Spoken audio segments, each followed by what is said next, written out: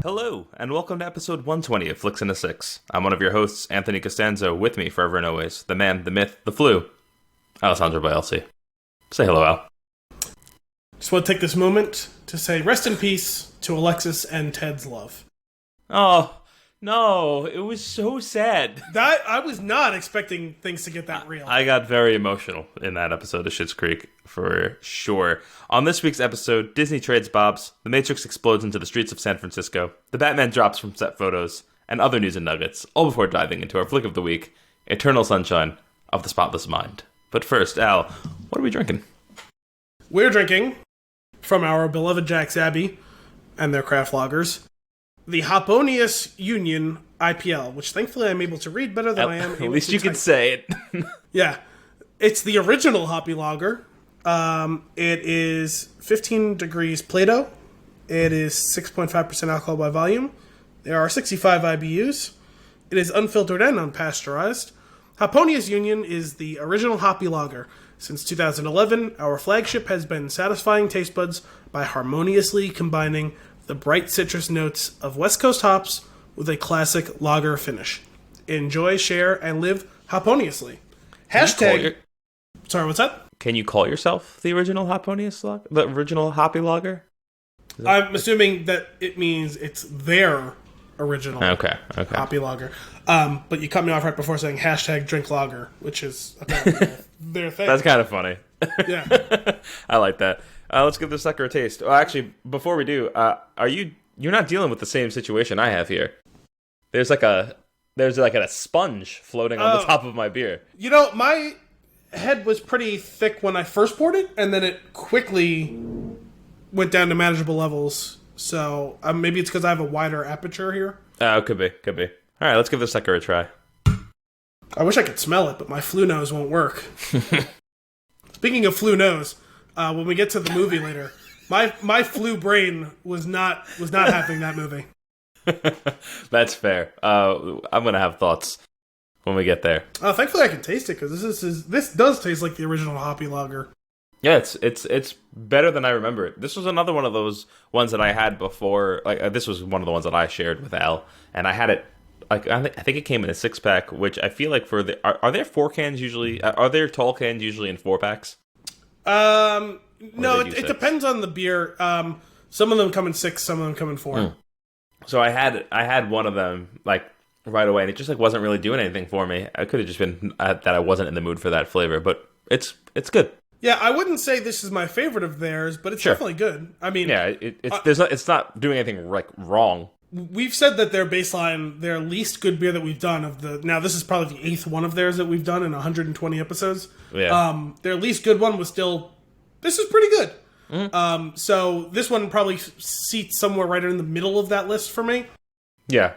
Quite solid. I would say something along the lines of, maybe a 3.75, 3.5.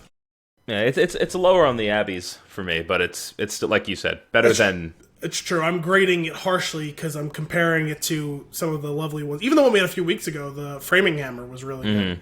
Framing Hammer was very nice. But I mean, like even now, I'm not upset because Jack's Abbey doesn't disappoint. Never. It's either they wouldn't know how to if they tried.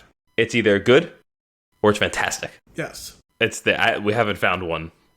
We didn't find one that fell below that, did we? I don't want to find one below that. Yeah. Okay. Well, we'll keep an eye out. It just means that we have to drink more Jack's Abbey. I think it's fun.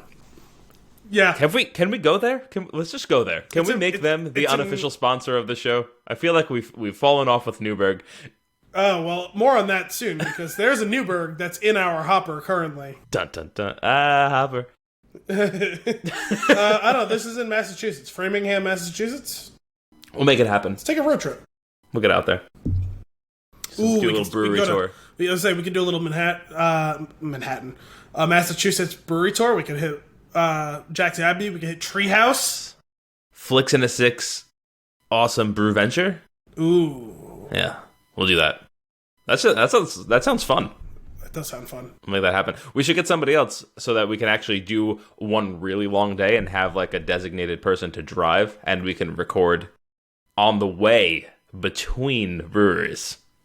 Yes. Yes. I think we should have Gianna. It's going to be an editing and logistical nightmare. I want you to know that right now. I don't care. We'll have Gianna do it. She's not 21 for a couple more months. Perfect. She's one of our frequent guest stars, so she can come on. She can shout at us from the front of the car while she's escorting us. That sounds good. This way she can be on the episode even though she can't drink. She's the perfect one because it'll remove temptation. That's true. All right. Jack's Abbey never disappoints. Shall we dive into some news and nuggets? Let us shall. Let's start off with a. I mean, it's just generally big news because he's been around for a while. But Bob Iger stepping down as CEO from Disney. So I don't know if I had a weird dream about this or if there was a rumbling of this being potential, but I thought I heard this several weeks ago that he was planning on stepping down. But everyone acted like it was big news that he stepped down the other day. Maybe it was just big news because they named his replacement immediately. I think the reason that it was more jarring was that a few weeks back, I don't know if it was a few weeks back or even more so, but he was planning to retire in 2021. Oh, was that what it was? And there was an abrupt him stepping down from CEO, and he's going into this executive chairman role until then. Yeah. So I'm not crazy. From what I was, yeah, you're not crazy. It did, and then because I remember hearing it, and then all of a sudden it was like, oh my god, this is crazy. But it's like I don't think it's that crazy, and we'll get into that because I've got some thoughts on this. But a couple of interesting facts. There was a quick interview that I read with him. It just seemed he felt like it was the right time. The big projects that were on his plate were behind him: the merger of Fox and Disney, the launch of Disney Plus, and he's still going to be there for the next year or so. And just kind of it makes more sense. It's less abrupt for a CEO to just drop out than it is for him to step down and phase out. Yeah. The one thing that I'm curious about, which is also he's replaced by another Bob Chapek. Well, I'm thinking it's funny. We went from an Eisner to an Iger, and then from a Bob to a Bob. Mm-hmm. Mm-hmm. And now all I can think about are the Bobs. Yeah. And I just Bob hope Slidell that at some point... I always remember Bob Slidell. I always forget the other Bob. I don't remember his last name. I just remember I got a meeting with the Bobs. That's what I'm picturing here. I hope somebody at Disney had to be saying that, right? Oh, sorry guys, I got a meeting with the Bobs to handle transition. But anyway, he was the previous chairman of Disney Parks. I don't know that this. I'm really kind of curious in a company that is that big and that established. How I'm sure the job is important. I'm sure that there's a lot that person does. I'm just curious how much of an impact that has on the overall company when it seems to be a well-oiled machine. Yeah.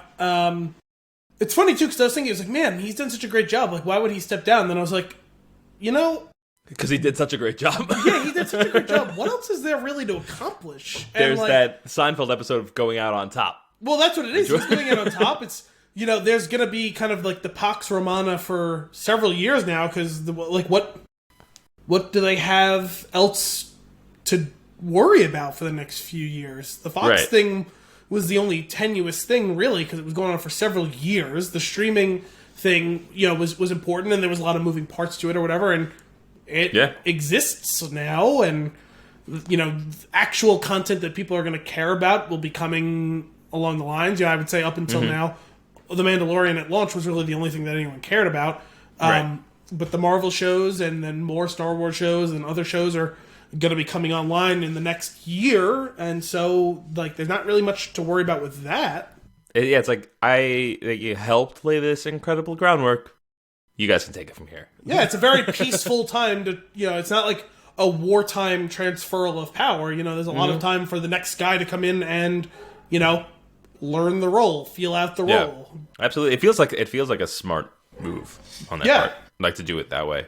Like I said, even though it's a well-oiled machine, I assume I don't actually know, but you gotta imagine that if a figurehead or that person who I'm assuming is still doing a lot just leaves completely, then it's it's disruptive. Well, it's the type of thing where it only affects people at the executive level, right? That's true. The day-to-day unless there's a morale impact that he will have. I don't know how it people seems feel like, about in that work there. I would say it would seem like the Disney culture would kind of preclude that. I'm not saying it's perfect, but it is what Walmart pretends it is as far as like the culture of everyone working there. Like from what I understand, I mean, like you have to work hard if you work at Disney, but from what I understand, they do take care of their people. Like they do offer a lot of like things for them. I knew someone, I didn't know her well, but I knew someone who did a couple of summers working at Disney, and like there's a lot of opportunity there. Like they do actually act like it's a family, it seems like. Yeah. So yeah, a buddy of mine works on one of the engineering teams, and he was just telling me about like some of the perks there. It yeah, sounds like they really pay sweet. for college, you know, like everyone who works there gets, you know, like a certain amount of like, you know, free passes for themselves, family, stuff like that, parking, all that sort of stuff. And there's other stuff too, I think. So, you know, and like you can move anywhere within the company, I think. Like if you work for Disney and you want to go do something else, like there's a lot of ability to move laterally and vertically. That's cool. Yeah, I'd like to hear that. I've only heard from a couple folks that have worked there, and I've never from the, I hear a lot of shitty things about where people work, and it's rare that you don't hear anything, and that's usually a good thing. But like here, I've actually heard positive things about it. Yeah. So like I'm sure it's not perfect. There's no such thing as the perfect thing, but it's, for a company that huge, you know, it's easy to just expect them to treat you like essentially slaves, and it doesn't seem like that's the case. Like they don't need you. Yeah, like they do expect you to work really hard, I think, but like I think they pay reasonably well, and there are perks. They do seem to extend some quality of life things. So, well, in that case, all the best to the Bobs. Why don't you? What do you got? You got a couple? How many? Sure. You got? On the topic of Disney, let's go into some Star Wars news. We are always ready for Star Wars news. So, did you see the High Republic? You know what? Trailer? You know what's? No, I didn't see the trailer. I was gonna say I actually I've been kind of enjoying stepping away from the Star Wars news in waiting for you to tell me about it, because I enjoy you unveiling the news to me. Okay, so there was a trailer that came out a couple of days ago, which I totally missed because the world around me has ceased to exist for the last 4 days. And we had talked several weeks ago about how the High Republic seemed like the era that they were going to. There were some rumblings, and it seemed like they were talking about doing maybe some interconnected movies or something like that. So Star Wars released I'll call it a trailer lightly because that's how it's named, but it wasn't really a trailer for anything, so much as an opportunity for a lot of people working at Lucasfilm to talk about what's coming next, or one of the many things that are coming next. So the High Republic is going to be an era that's going to be focused on a lot coming up. But this trailer actually was announcing a series of interconnected novels, short stories, comics, all sorts of stuff that's coming out about that era in time, which I expect will be support for a movie to come after. Yeah, it seems that way. Alongside that, and we know that there are several movies that have been greenlit, even though we don't have any sort of title, casting, any sort of specific news on them. And I have another news about that as well in a minute, but there was this whole trailer in which they had a whole bunch of different authors and, you know, people who work at Lucasfilm, like someone like Pablo Hidalgo, who we've mentioned in the past before, who's on the Lucasfilm Story Group. A bunch of other people talk about this. They just hired a ton of authors and artists and everything to have them get together and just pitch a million ideas, and the ones that they loved, they're just letting people run with it. And it's like an incredibly diverse group of authors and all this sort of stuff, and it's just, you know, there's going to be like more adult-focused novels, like more like younger novels. There's going to be comics from Marvel. There's going to be comics from IDW, and all of this is going to be supporting this time called the High Republic, which is a few hundred years before the events of the prequel trilogy, and it's going to be kind of when the Republic is at its highest point. That's kind of cool. That I enjoy that space in the Star Wars universe, because like they're free to do a lot of wacky things and like different things, and like because you can have whole storylines that resolve and like without even like if you want to just kind of work within the universe and not tie into existing stuff. Like, you could tie into some politics or history, but you could have a whole storyline that start to finish in that time frame because they're doing it because it's hundreds of years before. Yeah, and it's pretty cool. And it's a different time than most of what we've seen. There's always been war or turmoil or civil war or whatever. This is a period of relative peace within the Republic, and so like the Jedi have a very different role in which they are truly the peacekeepers that they've espoused themselves being. Right. Oh, that's interesting. I'll dive into something when it comes out. Yeah. So that's going to be unveiling over the course of the next couple of years. The first of these things, I think, is a novel, comes out sometime this summer. Okay. I gotta say, I told you earlier, like earlier in the year, I started reading one of the Thrawn books, one of the newer Zahn Thrawn books that like is canon, and it's very good. The story's okay. Him as a character, he's an awesome character, so it's like it's fun to follow along. It's just I hit a wall in it, and and you know that only recently, within the past like year and a half, 2 years, I've been trying to get into reading because I don't read much. Yeah, and I think it's going to take me a while to find like a groove of like books or authors that I really like, because I have a feeling that's probably what's hurting me a little bit right now. Is that like I'm reading this book and I'm like it was like I was really into it when it started, and it's I mean I guess like a movie, right? It just hitting this pacing loop of like rise and fall, and it's like it drags out, and then if you really think about it, it's like it seems like the same exact thing has happened over and over again for the past like 10 chapters, and it's just like I feel like I'm on a loop and I'm like stuck, and like instead of being excited to pick it up and finish it, I'm just like it feels like a chore. I can't say I've ever experienced that in a book before. Maybe it's because in my mind I play it out while I'm reading it like a movie. Like I direct the entire thing. For me, I actually find sometimes the opposite can be a problem, where I do get into the groove of an author and I read a bunch of their stuff, and then I find it jarring to move to the next. I'm still in the one book. It's not even like I've moved on to another one. I just got slowed down. I hit the quicksand, Al. For me, it's the first several chapters that take me a while, and then once I get that person's voice, I cruise through it. Yeah, I guess that's funny that you say that. I'm reading it much faster when I read it, but I'm picking it up like there's longer intervals between me picking it up again, because I'm just like I'm not looking forward to it. It's kind of a bummer. Yeah, that's pretty weird, actually. So we'll see. Well, I'll finish it off, but I don't think I'm gonna I don't know that I'm gonna continue with the series. Okay. So. Well, unless it like gets awesome by the end. Well, I mean, I know that the Thrawn series is one of the most beloved, so. Well, the original stuff was. I don't know what the reception is for these books. Okay. So. All right. Well, keeping with the Star Wars stuff, because I have one other Star Wars new. This story is actually from almost a week ago, and I haven't looked to see if there's substantial follow-ups, because the other things I've seen about it were basically just parroting this.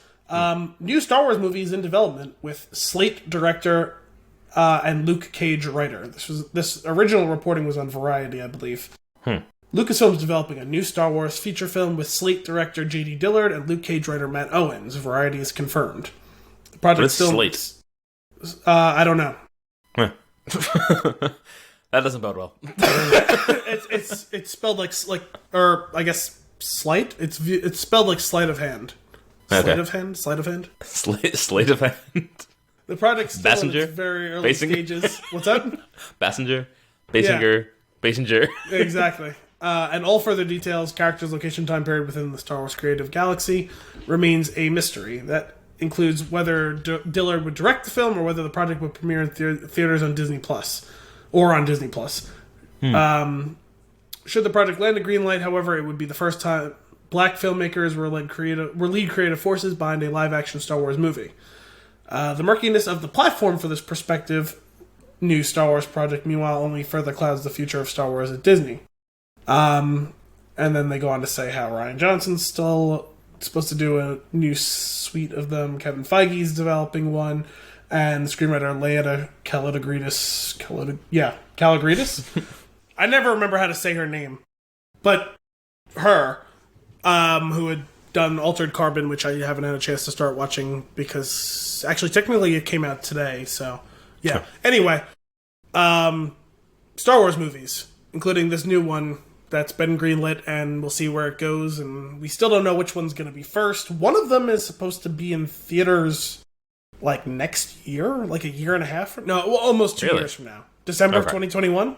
That makes sense. That gives us time. I think that's interesting. Do you think this movie that we're talking about now? Do you think it's going to be a streaming movie? I have no idea. They don't seem to know. I haven't heard anything saying one way or the other.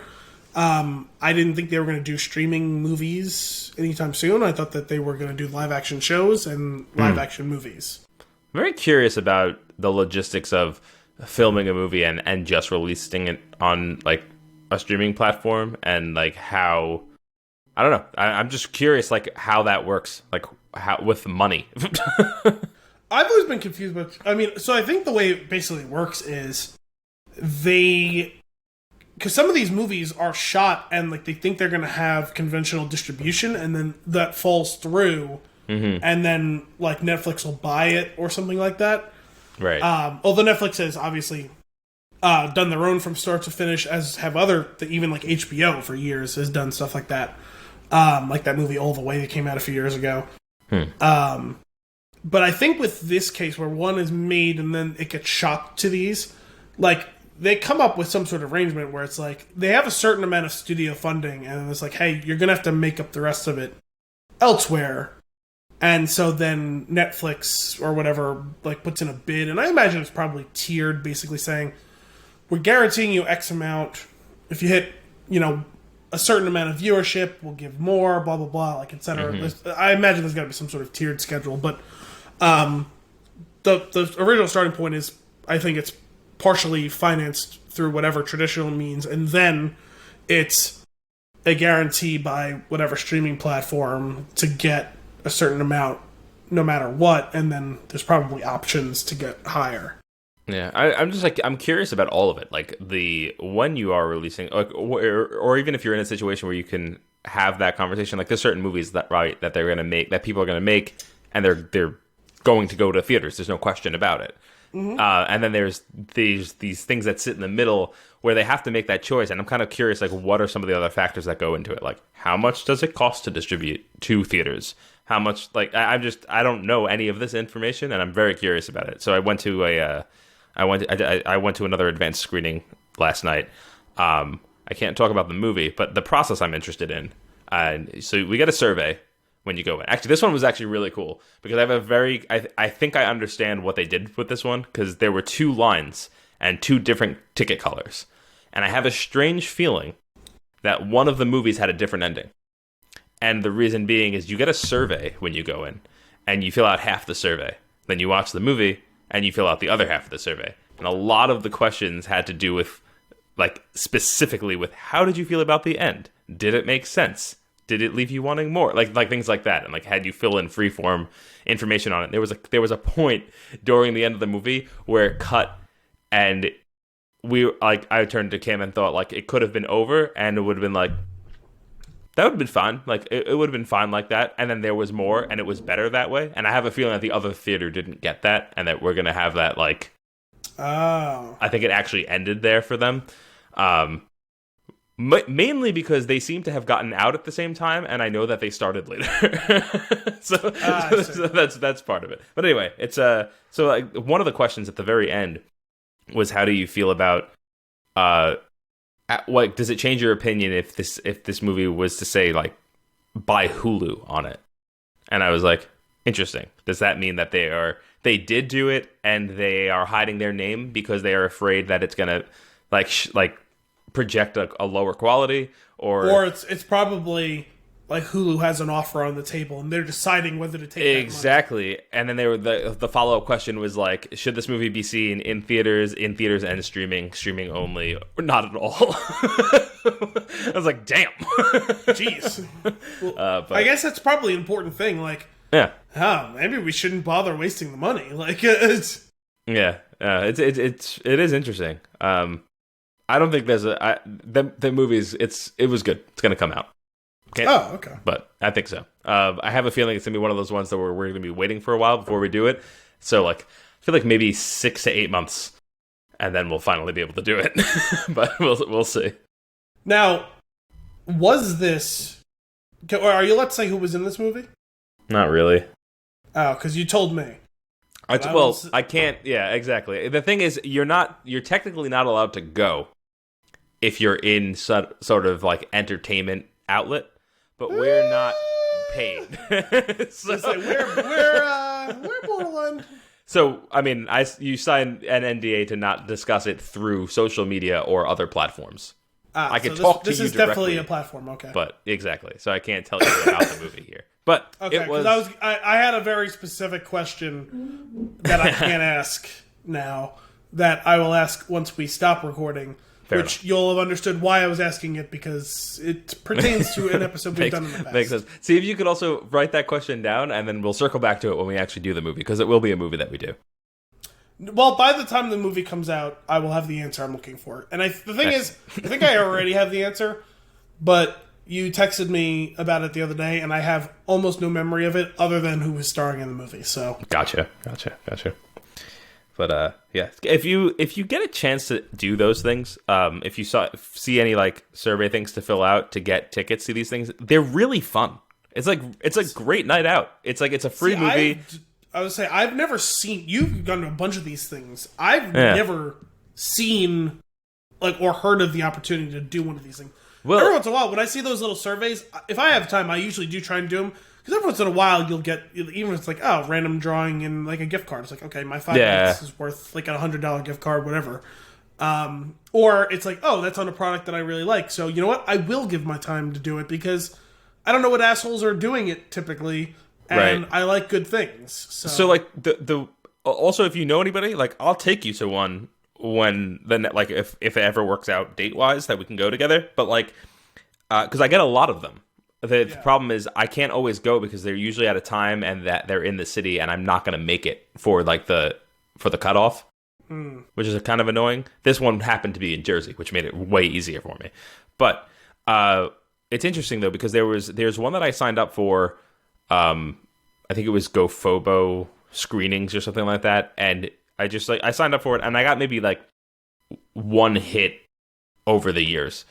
This other one, the ones that I go to, I get every couple of months. There's usually one that comes in, and it's interesting because I don't know how that I never saw a thing to sign up for that one. What happened was my friend took me to one, and when you go, you have to sign in. And you give them your email, and then they're like, "Do you like this?" And I said, "Yes." And then I just kept getting more of them. Nice.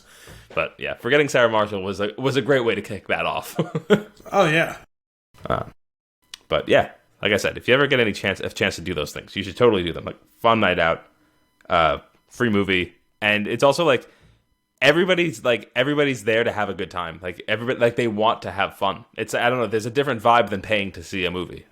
Well, I would certainly hope you wouldn't go to that, just to bash it. But, cynically, yeah. I would hope you wouldn't go there cynically.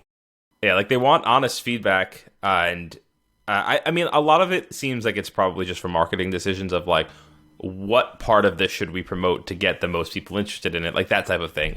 In certain situations, it is... that information will severely impact the direction of the movie. Like when I saw a Sausage Party, the movie wasn't even remotely done. It was wireframes. So that's kind of interesting too. This one felt like it was marketing materials and not sure how we want the ending to be done. It's funny though because you said, if this said by Hulu, would it affect? The thing is, I do get affected by those things, and right or wrong, I don't know if it's right or wrong. Mm-hmm. But, if I hear this is an Amazon movie, I'm I could probably wait. Yeah, no, I'm with you. I got the same way. Or like you said, Hulu or whatever. I think the only one that I didn't get that was Death of Stalin. It was an IFC movie, and I was if it didn't have Armando Iannucci doing it, I would have had no interest in seeing that movie really. But because I was in the middle of watching Veep, and I was totally on with his like style. I was like, yeah, I'll give this a shot. Like that show G and like fucking Steve Buscemi and all that. Like I'll do it. Yeah, yeah, oh for sure. It's interesting how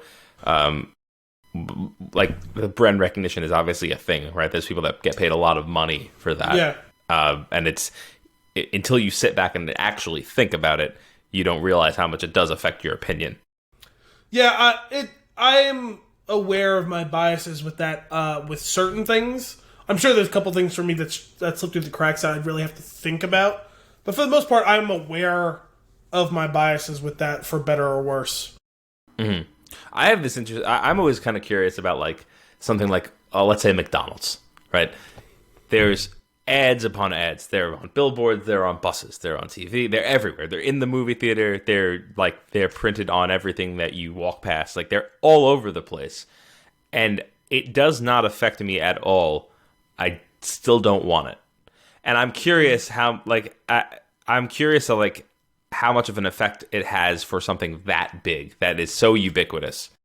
I have a very prescient story about that for after we're done recording. Okay, fair enough. But no, it is very interesting. Moving on to other news and nuggets, I've got a silly little one here. Matrix 4 is filming, and they're blowing up a few times recently. They're blowing up the streets of San Francisco. Nice. So that's the first headline that I saw. That this is one of those ones where I had to keep looking because I was so curious as to how bad is this, right? So one of the headlines was blowing up the streets of San Francisco. The other one was explosions rattle San Francisco during the filming of The Matrix. I was like, what happened? And then I finally found one that was just like a very weak headline of like $2,000 worth of plastic damage, and I was like, gotta read this one. This one seems to have the facts. And it was basically, well, it certainly has a fact. It was basically that like they're filming a stunt. There was an explosion and fire being used, and like there were these plastics on signs that were melted, and some street lamps and stuff like that from the heat, which makes sense. Yeah. And it's like it was about $2,000 worth of, and it's like literally like it's like not even remotely a big deal. It's not even a small deal. It's not even a deal. It's just that it made a headline, and one of them I had to dive in and read further on it because it was talking about how cars were flipping over and all this stuff, and I was like, what? And then I found another one that explained the scene that was shot, and in the scene, cars are flipping over, not an accident due to the explosion of the special effects. And I was just like, what? This is ridiculous. Like, this is just all out there. It's all over the place. And it bothered me so much. And then when I saw that headline, I was like, melted plastic seems like what actually happened. So this is funny because this is reminding me of like the type of thing where, and it's not like a nefarious thing, more so than like, it's just sometimes there's that situation of broken telephone that happens. Oh, 100%. When like a story picks up. Because last week, when I saw this news about the Star Wars movie getting greenlit, the original story, in the body of the story, the guy who broke it wrote, like, the details are currently being kept in the darkness on the planet Exegol, just making a Star Wars joke. Mm-hmm. And then another publication picked it up and said, new Star Wars movie greenlit to take place on Exegol. Oh my god. And it's like, and so like the original writer went back and like retweeted it and like, guys, this is not how this works. Go back and read it. You were skimming. It was a joke. I made a joke. That's got to be really funny to be the source and be like, oh boy, I've been taken out of context. This is that scene from The Newsroom. Uh-huh. You remember the scene where Don is the source for that bombshell report? And it was him making a joke, making an off-color joke sarcastically on the record, or off the record to someone, and it was picked up as an on-the-record scandalous scoop. Oh, and my he's God. like trying to get the guy on the line, and the guy's like, I just said I heard it from someone else. You weren't the source. He goes, I made that thing up as a joke. I think about that show a lot. Like it pops into my head like every couple of days, and it's just I really need to rewatch it. It was so good, and specifically the scene that pops into my head is when Don can't get the chair up, and he's just sitting at like low at the desk with his arms on it, and like that is just that like it's so. I just love that. It's so charming. That might have been the same episode. Oh, is it? From the second season, that was the one where he got the new chair with the big, grippy rolling wheels, and the wheels are too big and it keeps flipping over because like the center of gravity is too high. Oh my god! I think that might be the same episode because that's the episode where Sloane is. It's the one where Sloane's ex put the nude pictures of her online, and she's hanging out in his office the whole time. Mm-hmm. Because I think that's the same thing. There's like she's hanging out while he's trying to deal with that crisis at one point. Right. That sounds like it might be right. It's just so funny to me. Like that show was able to do so many clever things, like writing wise and storytelling wise, and then in the midst of all of that, this stupid slapstick thing with this chair that is just so funny. It's so funny. You're right. That was a good example. I think the best example was the one where where Max X is in profiling the show. And there's the whole tension thing where you find out, it's Max's X, it's Max X, and so that's where there's tension. But also, it's the one that she specifically cheated on him with, and Will knows it. But Will is the one who invited him, and it's like, what is he trying to prove and accomplish? And then he's in there, like getting in like barbs at both of them, and she's like, he's real, he struggles, and it's following up a joke. You think it's a joke that Will's making earlier, and he goes, what is it about this specific pair of pants where I go to put the pants on, and I put my right leg in the pants, and then I go to put my left leg in, and I'm certainly aiming for the left pant leg, and it always goes into the right pant leg, and both my legs are in the same pant leg, and the tailor is going, like, what the hell is wrong with you? Mm-hmm. Do you just not get pants? And he's like, no, all other pants are fine, it's this pair of pants, and I want to know what exactly about them is different. I'm not saying there's anything wrong, just what's different. And then Mac and the ex are getting into this huge fight, and she goes, you act like he's like I think he's perfect, and he's not. He struggles with things, and in the background, he's hopping on one leg with both legs in the one pant leg. I remember it vividly. And it's just incredible the way it all comes together. I also just like how like both of those things that we mentioned are real life things that I've experienced. Like I have a pair of basketball shorts that for some reason that happens with. And I have one specific pair of basketball shorts as well, where like I often end up with one leg going in the other leg. And also, people frequently quote me on jokes that I make online that threaten to ruin like presidencies or whatever. and so stupid. The other thing for me is that my previous office chair, I guess like the little hydraulic thing that's inside was just slowly malfunctioning over time. So like every 3 days or so, I would be a lot closer to the ground, but it would be a really slow burn, and it's almost like somebody was playing a joke on me. Like where all of a sudden, like I just now realize my elbows are by my ears, and I'm like, what's happening? And then you lift the feet back up. I would say that would be such a great gag if there was such an infinitesimally slow leak of that over the course of each workday, where you sit down at the beginning of the day, and it's like the frog in the pot of boiling water who, when you move it 1 degree, that you don't realize the temperature's going. And it's like, all of a sudden, it's 5 o'clock, and you're at eye level with the keyboard, and it's like, wait, when did this happen? That's pretty much how it went down. It's pretty much, yeah, that's it. So stupid. Do you have any other news? I have one other quick new. Okay. Indiana Jones 5. So Steven Spielberg is no longer directing. Harrison Ford is still going to be in it. John Williams is actually returning for it, which is something. As will Kathleen Kennedy and Frank Marshall as producers. Lucas will not be returning to produce.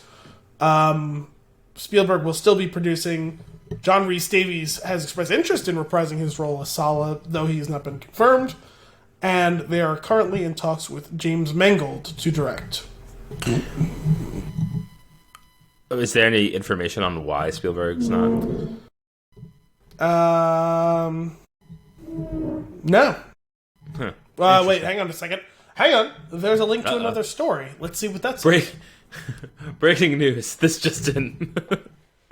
New Indiana Jones movie to take place on Exegol.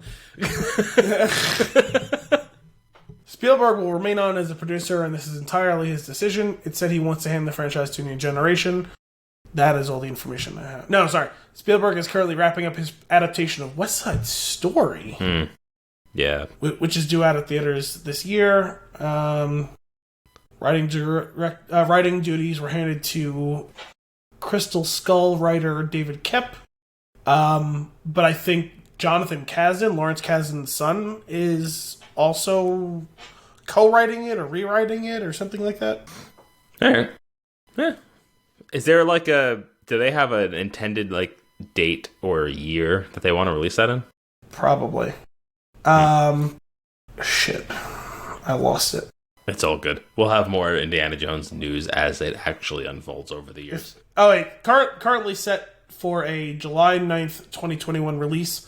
That's pushed back from when it was originally. I was not expecting you to give me an actual date. I thought like a season and a year you were going to go. July 9th, 2021. 2 weeks ago, they said filming is supposed to begin in 2 months. We'll see if this change in director pushes that back again, though. Imagine it doesn't. Then we have all sorts of other questions. What are you doing every day? Stranger things have happened. I caught wind of there's a Creed 3 in the works of like trying to figure out like how, like what they're doing there. Director, writer. I don't really know too much about it. All I know is I saw the title that it was like there was information about it, and I started to think about this concept of like that we've talked about it over and over again on the show, right? There's the reboots and the remakes and all that shit. And they have sequels, and then there's like really late sequels, like doing another sequel to something that came out years ago. Creed is like this amalgamation of all of those things. Yeah, it's like a reboot / continuation sequel / remake. The first one is a remake. / remake. Right? And now there's a third one that's going to come out, and I'm thinking, I normally don't have this problem. Like, if you have an idea and you want something to make and you want to do it, go for it. But now I'm starting to think, like, when is it too much? Well, it probably was always too much, but they got around it by it being good. Yeah, well, Creed was good. I thought Creed 2 was fine. So they're doing well. It's just funny to me, like that. There's like, it's gonna like shadow. It's like, oh yeah, the movies with the boxer, and like a few years it'll be like, oh, Creed, no, the origin. Balboa, no, before that. And it's just like it's gonna be like over and over and over again. I just thought, I was like, whatever. If it comes out in like a March, that'll probably be a good time for it. When this, like, I'm not gonna see it over other things, I don't think, because it's not new, or it won't really feel that new. But they've done fine so far. So like in the midst of like a low time in movies, it'll be a good movie to go see on a weekend, or on like a Monday. But it's just like, I don't know. It seems crazy. Like it's the third movie of the reboot of the series.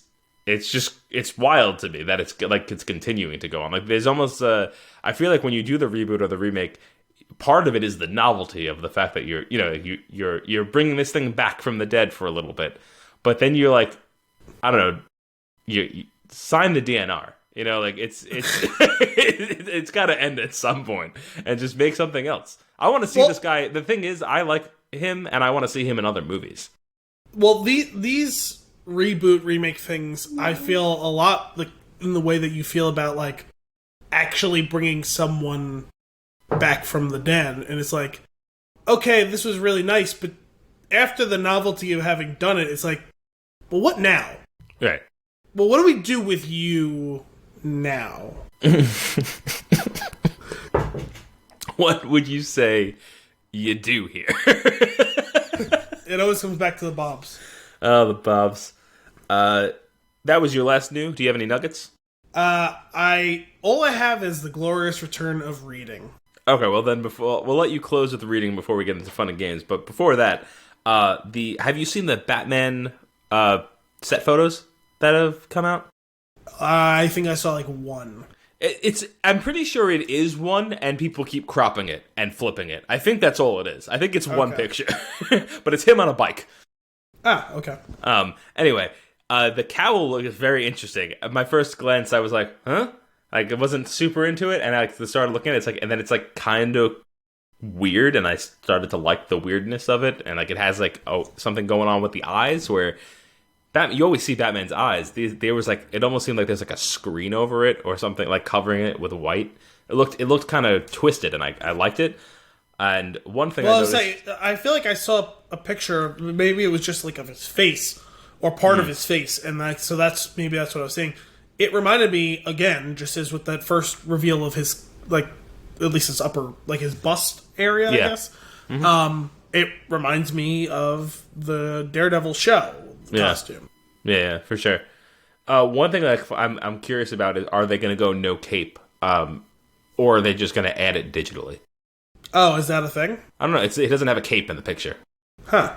So I was just kind of curious. It doesn't really matter to me too much. I think it might look kind of badass without the cape.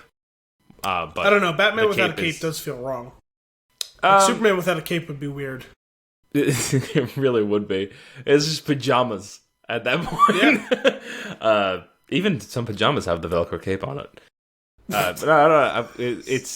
It looked pretty cool, so I'd be open to it. Like, especially like, I don't know like what stage of Batman this is going to be at, but I feel like there's a chance that it would really be annoying to have it in place for certain scenes, and they might digitally add it. Hopefully, that seems like a cape feels like a weird thing to digitally add.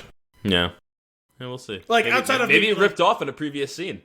I would say the only thing I can say is like maybe very specific action sequences, sure, but in general, like that feels like a weird thing to.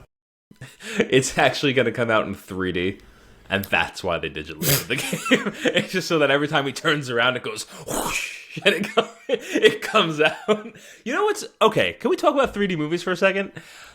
Do you remember when you were a kid and you went to like a 3D thing in an amusement park, and it was like crazy fucking 3D. Like, it was in your face. Something would reach out of the screen and feel like it hit you because it was so crazy. Like, there was the Terminator one where it wrapped around your head or something. Well, yeah, those are the 4D ones. Even those are cool. But like I remember there was like a Terminator 3D thing that I saw, and he turns into the T-1000 turns into the liquid metal, and he's like coming out of the screen, and he's at you, right? When you go see a 3D movie, it's just a little bit of extra depth. That's it. It's nothing like that's happening, and I don't understand how. Like, why have we settled for this? Why is it not ridiculous anymore? I liked ridiculous 3D was worth the experience. See, I always thought it was too gimmicky, and I wasn't a huge fan. Yeah, but seeing the 3D movies now, it just hurts my face. I don't know. For the thing is, it depends. Like, there's certain movies where I think that little added bit of depth gives it some life. There's other times where it's like, I honestly wouldn't really notice it if it wasn't there anymore. I don't know. I vaguely remember the last time that I remember being like, holy shit, like, as something came out of the screen was one of the Final Destination movies. The last one that they did or the first one they did that was in 3D, like a Band-Aid. Final Destination 3D. Okay, well there you go. Like a Band-Aid comes like flying off and like swoops around your face, and I'm like, well, like that's crazy. Like that's 3D, but everything else is just a little bit of depth in the screen. Like the 3D is over there rather than by me, which is. I will say one of the very few things in recent years that I actually remember seeing in 3D. Like, the specific scene, and I was like, oh, even though it was just one of those depth ones, I actually thought it looked really cool, was at the end of The Last Jedi. Remember when we saw it the next morning, it was in 3D? Mm-hmm. At the very end, when she lifts all the rocks out, the rocks floating around her. That was cool. But they also came really out. Cool. They came close to you, a little bit. A little bit. Still but not much. It wasn't like a popping thing, though. Like, but it did make for this very cool looking thing where the rocks are all around her and everything. And yeah. Like, oh, that actually makes for a cool visual. I'm just a little bit up in arms about 3D. It seems that it's dying out though, so that's good. That's for the best. Yeah, I think you should keep it at the until you amusement can parks give me and make it actual ridiculous real- at the music park. I was saying, so you can give me actual, real, like 3D projection holograms to watch, like where it feels like I'm sitting in the room, like while the movie is happening. Like you're in Free Fire. Yeah, like when that's what you give me, when like when my room becomes part of the movie because the projection is done holographically in 3 dimensions, then you'll have me. Gotcha. Okay. That's never gonna happen. I mean, it'll happen. It's just, it might be 30 years from now. It just won't be. I can't. But yeah, that's true. It's hard to fathom. I was just thinking of along the lines of like creating that would probably not. You probably would have so much less control over like blocking and things like that it would make it difficult to get the scenes that you want. It's just going to require much more computing power and everything to do. And no, I don't mean from the logistics of like. Sure, it can be done. Technically, I just wonder if like the artists of like the directors will want to do it. Like, I'm sure they will, and in the way that any why do directors keep doing tracking shots? Because it looks cool. That's true. Why will people do that? Because it's going to look cool. That's fair. Why are they doing 3D? They're not. They're just changing it after the fact. Yeah. Layers, like an onion. What is this reading all about? Oh boy. Okay. So, let me set the stage, which is to say, I'm going to stall briefly while I send you the link so you can follow along. Okay. Ooh, this is fun. Oh, boy. So, this is on the Ringer. It's titled, We Are Not Prepared for the Carnage of Venom 2 by Miles Surrey. The sequel to one of the most bizarre superhero films of all time seems uninterested in toning it down. Thank God. You mustn't be afraid to dream a little bigger, darling. Tom Hardy's character tells Joseph Gordon-Levitt in Inception before pulling out a grenade launcher and aiming at Cillian Murphy's battalion of dream soldiers. Inception was a weird movie. It was a moment so iconic that, and this is true, Hardy's line became the official motto of my high school graduating class. We all voted and quote from a supporting character in a Christopher Nolan movie came out on top in an undeniable win for democracy. To this day, there's a tiny plaque on the school grounds with that Tom Hardy quote instructing students to zig where others zag and to follow their passions wherever they lead. Mom, if you're reading this, you should know that Tom Hardy is the reason I'm a blogger. I'd like to think Hardy was repeating his Inception dialogue like a mantra while he worked on Venom. Venom had the makings of yet another bland and wholly forgettable superhero movie, featuring a weak antagonist, flat supporting characters. Why was Jenny Slate even in this film? And generic CGI-driven action sequences. But Hardy carried the film like LeBron carried the Cleveland Cavaliers in his final seasons with the team. Solid recovery. He sweated, twitched, convulsed, and I wouldn't be surprised if he shat himself in a performance that feels like it has more in common with the work of Tommy Wiseau than that of Robert Downey Jr. or Chris Evans. At one point, in a scene improvised reportedly on the actor's own insistence, Hardy's Eddie Brock, infected with an alien parasite craving live flesh, jumps into a lobster tank and eats a poor crustacean while moaning with satisfaction. FYI, that's the sounds that come out of Hardy's mouth are truly not safe for work. Venom was, and remains, one of my most cherished movie-going experiences. A stealth romantic comedy between a man and an alien parasite. Apologies to 4-time Academy Award nominee Michelle Williams. Where Tom Hardy seemed to be the only person in the production who was in on the joke. He intuitively understood the tale of a Vice investigative reporter and the surly voice in his head that made him eat tater tots, discarded chicken, and live lobsters was a disaster piece in waiting. The problem with the rest of Venom was that nobody could compete with Hardy's gonzo energy. That is, until the film's mid-credits revealed a worthy adversary.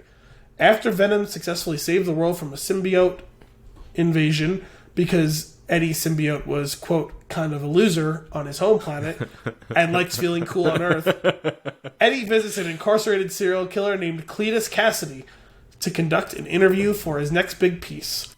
In their brief exchange, Cletus promises carnage, a tease of his own symbiote-infused alter ego, though it's hard to take the dude seriously because he's actually Woody Harrelson in a clown wig.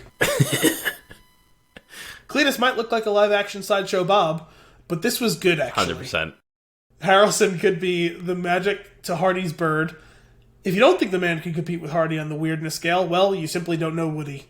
I humbly submit his work from last year as a Wimbledon spectator, which was arguably more compelling than much of that tournament's tennis.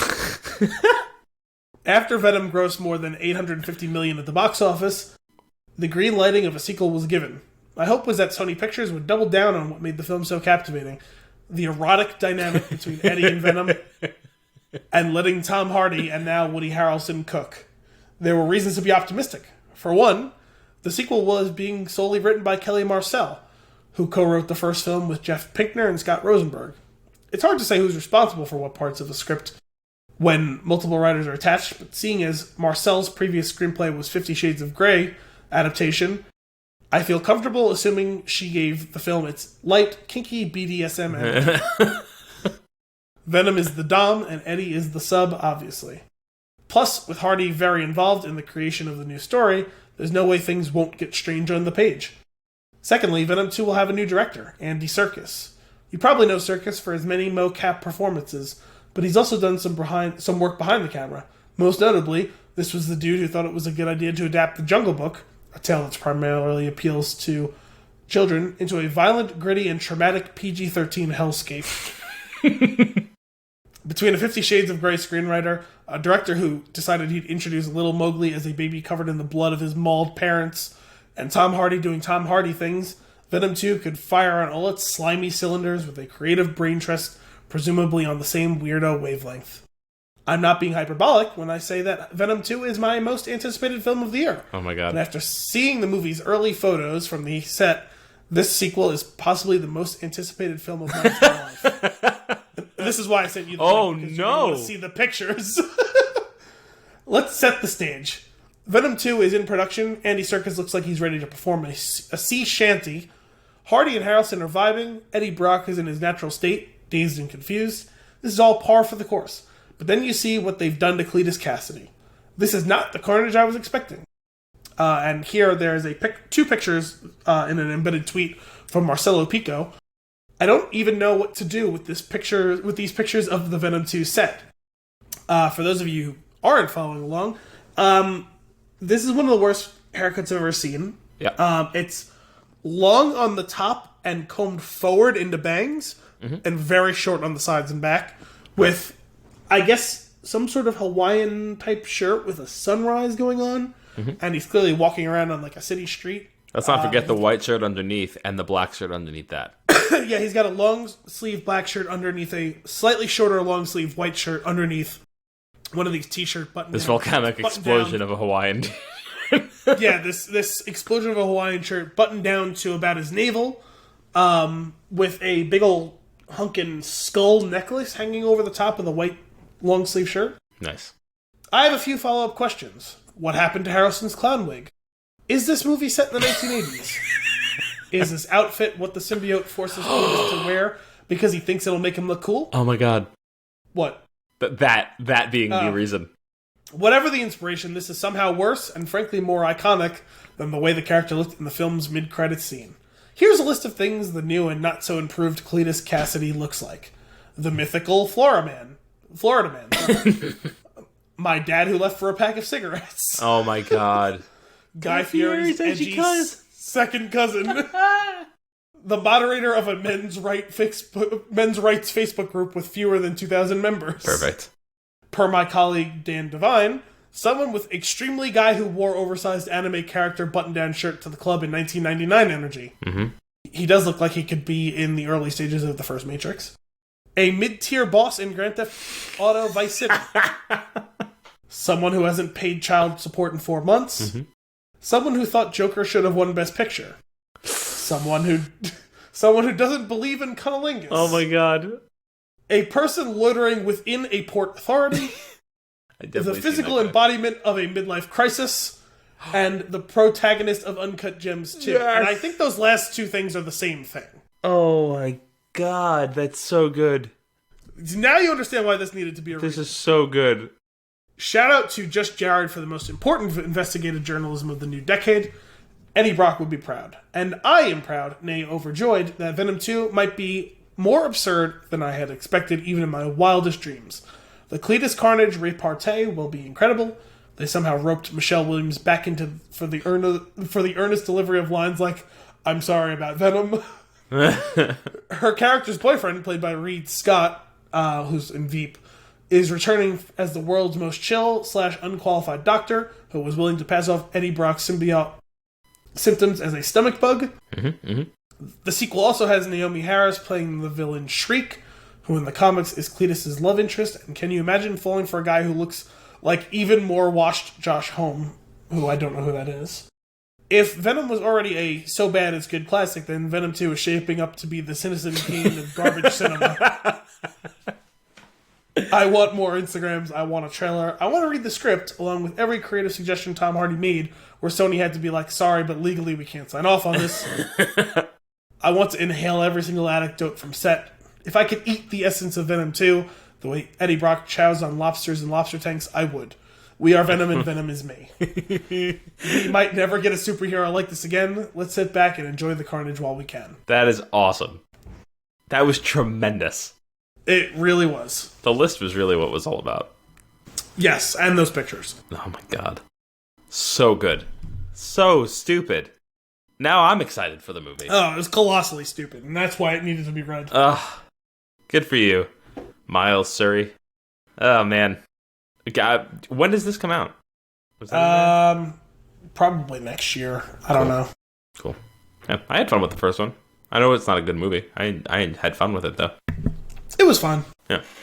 All right. What do you say we do some fun and games? Yes, although on that note, just so you know, I have my own fun and games in the hopper here. If there's ever a week where you don't have a good one, just let me know, and I'll keep holding on to it until you need it. I'm gonna be honest with you. The one I have this week is not great. What's the one you have this week? Well, that's not it. It changed. It was supposed to be What Indie Movie Are You? There it is. I got it back. It was supposed to be What Indie Movie Are You? I must have clicked something on the page, and when I looked back down at the iPad, it said, which Tom Cruise character are you? And I was like, that is not relevant at all. No, it is not. This was really just a pull at something that is remotely related to what we're doing for a movie, so I think we could do yours if you're up for it. Okay. Let me just open that then. Good, because this quiz looked like garbage. Okay. Ooh, I'm excited. I don't get to play games. This is great. I know. I thought you might be interested to do a one-off. Are you more Johnny, Moira, David, or Alexis? Yes! Okay. This is on BuzzFeed. Oh my god, Schitt's Creek is so good this season. It's so good. It has been. How would your BFFs describe you? Thoughtful, artistic, funny, charming, honest, or enthusiastic? Enthusiastic. Pick something to order at Cafe Tropical. Pancakes, smoothies, scrambled eggs with bacon and toast, coffee and a pastry, cheeseburger and fries, or a salad. I'm gonna go with the burger and fries. Okay. Pick a video to rent from Rose Video. Titanic, The Lion King, Grease, The Princess Bride, Jurassic Park, or The Breakfast Club. Ooh. We had a dead ringer until The Breakfast Club came in. I'm gonna go Breakfast Club. Okay. Choose a character to take a road trip with. Patrick, Ted, Mutt, Jocelyn, Stevie, or Twyla. Oh man, I'm going Ted. I love Ted. He would be Ted's the most fun on a road trip. Pick an herb Ertlinger fruit wine flavor. Strawberry peach, blueberry, apple pineapple, apple, or banana. Oh, I was really hoping radish was gonna be in there. Let's go with banana. Oh yes, that was funny. Banana will do. Gross. And finally, choose a TV family. The Byers family from Stranger Things, the Banks family from The Fresh Prince of Bel-Air, the Pearson family from This Is Us, the Tanner family from Full House, the Addams Foster family from The Fosters, or the Gilmore family from Gilmore Girls. I'll do the Tanner family. You got Moira Rose. Your personality matches Moira. You're witty, charming, and persistent. Like Moira, you're extremely artistic and creative. You're someone who loves to be recognized for your achievements. You absolutely love to be the center of attention. You march to the beat of your own drum. You have an enthusiasm for living life to its fullest. Oh my god. Moira Rose is a gem. She's a goddamn gem. Grapes are here. And what is to be done about Bebe? There's a supercut of every time she says Bebe, and it's just perfection. It's so good. If you have been sleeping on Schitt's Creek, fix it. I love that show. I'm glad that you guys recommended it. Oh, it's so good. This last episode was hysterical. It was hysterical. It was emotional. It was so good. It's so good, and I really didn't see that coming. No, I didn't either, and I don't think I also don't think that that's the end of it. It did seem to be an odd place to leave it off, like no one says goodbye to him or anything. Yeah, no, I think he'll come back for the wedding and they'll get married, or like he'll propose or something. I think that's gonna be my guess. I don't know. They left themselves in a pretty untenable position because she said, "I can't let you not take the job of your dreams," and he said, "I literally can't let you move there." Yeah, I know. So, I mean, something's got to give if they're going to stay together. I refuse to allow them to separate. I love them together. I know. Considering she finally became a real person again, or, well, for the first time, kind of through him, it would seem a shame for them to not work out. So, when we saw, she was really funny when we saw the cast do it was like a Q&A that we saw them live. And she was talking about how like she came up with some of the mannerisms for Alexis. And she was like, I actually read something about that a few weeks ago. It was so good. She was talking about how she was high and watching shows like The Kardashians, and she's like, she noticed that they always have one hand out with the bag over it. Yeah, holding the bag. Yeah, and she said, what if I did that with both hands, but no bag? Yeah. I read about that one. I thought that was really funny. So good. Schitt's Creek. And also about how long it took her to perfect the Ew David, and how she then, once she found the perfect one, tried to say David as much as possible. Mm-hmm. It's so good. So good. Gianna loves singing... what's it called from little bit Alexis? End from a little bit Alexis, yeah. When she starts going la la la la la la la la.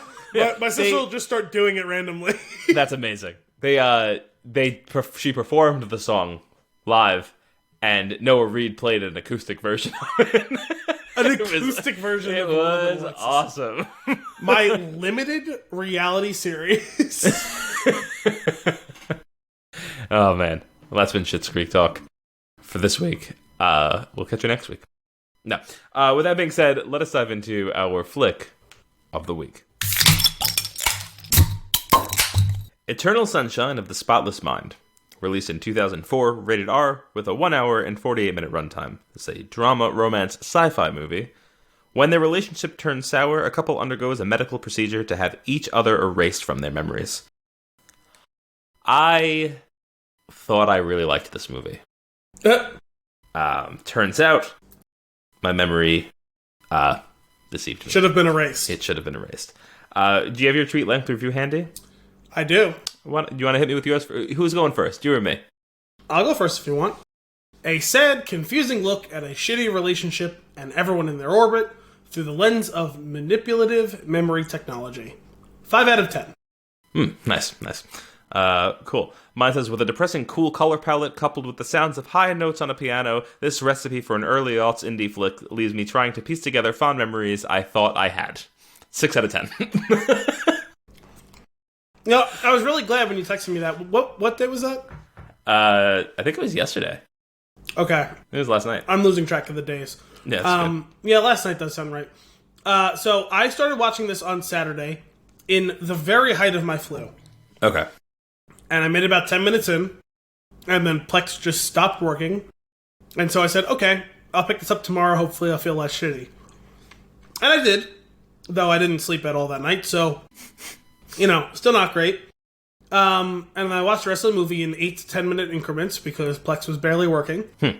And I was 3/4 of the way done with the movie, and I was like, either my flu brain isn't getting this movie, or this movie sucks. And when you texted me last night, reaffirming that the movie sucked, I was like, oh, thank God, it wasn't just my flu brain. But I thought we were doing this movie because you loved it, and apparently you also thought we were doing this movie because you loved it? Same. You can even go back to last week when it was called out on a list, and I was like, oh, we have to do that. Yeah, I remember this movie completely differently. And the thing is, I don't know if it's a, cult classic per se, or if it's, unanimously, beloved or whatever, but I've definitely heard a bunch of people say they like this movie. It won Best Writing.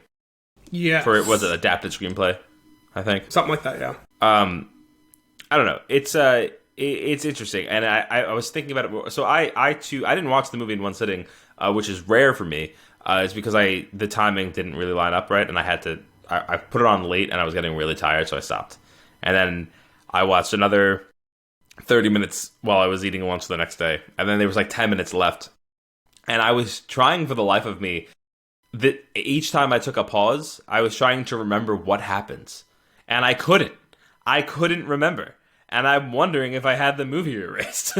Because I don't know, it did not go where I didn't know where I thought it was going, but it did not go where, I didn't think it was going where it ended up. And it's just not, it's a movie about a really toxic relationship. Yes, and that's what I was like, I kept waiting for, and I guess we can get to this now, because this is really one of my bigger notes. Oh, also, the movie came out in 2004, so there's no veil. Where, it's spoiler territory forever. Okay. So, in this sort of movie, you usually balance the good and the bad in the relationships. Mm-hmm.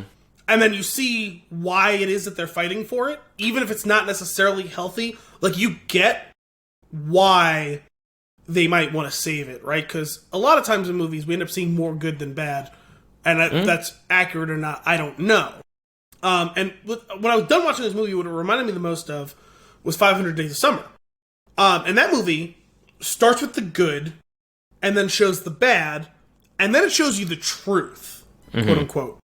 Which kind of paints a more complete picture of this complicated relationship between these two people, who ultimately aren't meant to be together. Spoiler alert for 500 Days of Summer, which is also over 10 years old.